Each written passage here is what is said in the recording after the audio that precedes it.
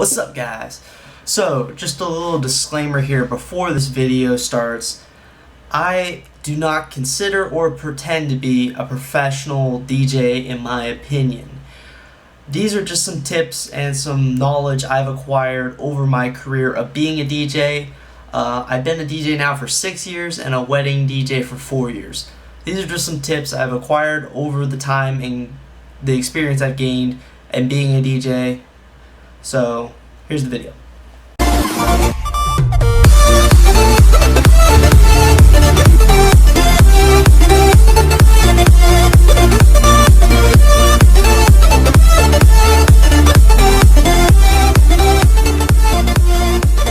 What's up, guys? It's Ricky, DJ Rick Webb here on location.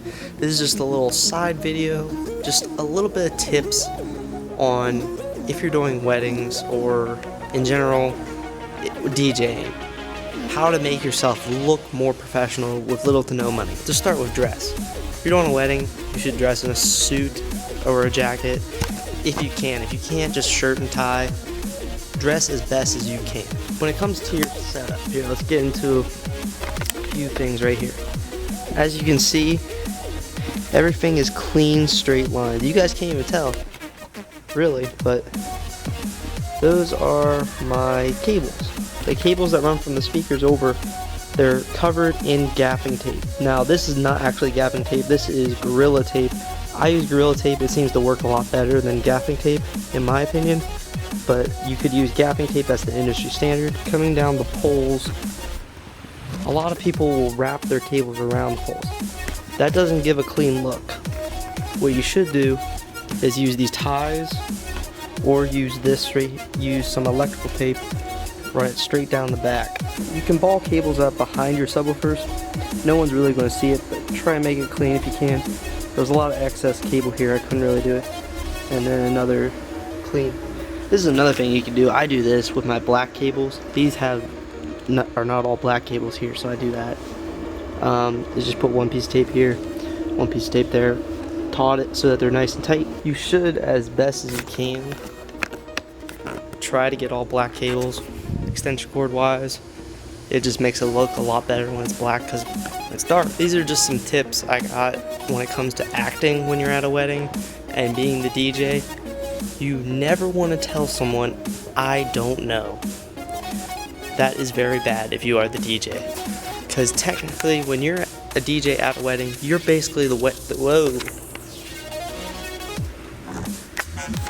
Basically, when you're a DJ at the wedding, you are the director. You control everything. You're the coordinator. You need to know everything. If you don't actually know the answer, don't say, I don't know.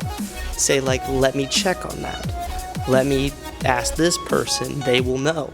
Don't say, I don't know. It makes you look like you don't know what you're doing, or sound like you don't know what you're doing. Going along with that, make sure you're flexible.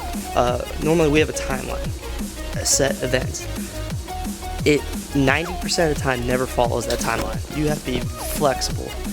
Things don't happen in a perfect order, and perfect weddings never happen. Be prepared to be flexible, be changeable. Don't be so strict on what the order has to be.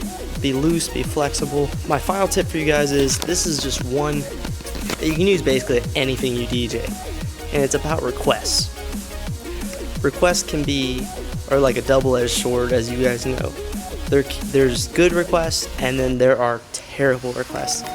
And we know, or at least have a decent idea of if that person's request is a good request or a bad request. Something that I and a few of the other DJs I know have talked about that we're starting to do is kind of like passing the blame. Alright, let's say you're doing, this is not a wedding example, this is a prom or a high school homecoming, and you're playing a lot of pop and a little bit of hip hop, and someone comes up and requests that you play one Drake 6 Man, for example.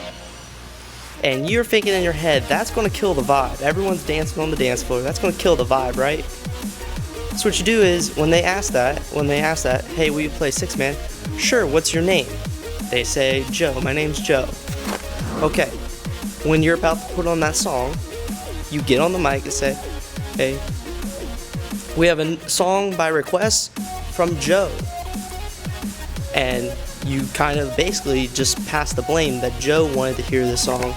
Joe, you better get out there and dance. Or if someone doesn't like the song, then Joe gets the blame.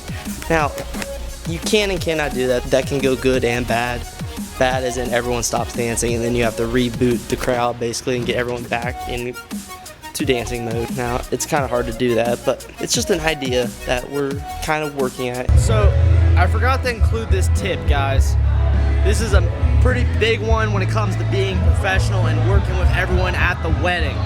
Alright, so I have this laser right here. Red, green dots all over the place. Turn that off. When you guys are doing introductions, first dance, cake cutting, shut those off. Photographers hate them. They put red and green dots over every person in every one of their photos. And from a standpoint of photographer and the bride and groom to make them happy, you don't want to have red and green dots all over them in their pictures.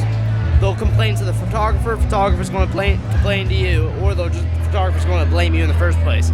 I personally don't use anything on the first dance. The first dance, the first 3 dances, normally the father-daughter, the mother-son, and the first dance, I don't use any lights at all. I completely leave them off. Now in this case, I have lights around the outside. Those are fine. Any ones that are directed towards where the dance floor is, either put them on white or just turn them off. Alright, that's all guys for this short little video. If you guys like this video, give it a thumbs up. Again, leave in the comments if you guys know something that you do to make yourself look more professional, or your setup or whatever. Put in the comments, let everyone else know. I might need to know something else that you guys know. Anyways, be sure to subscribe and stay tuned for more.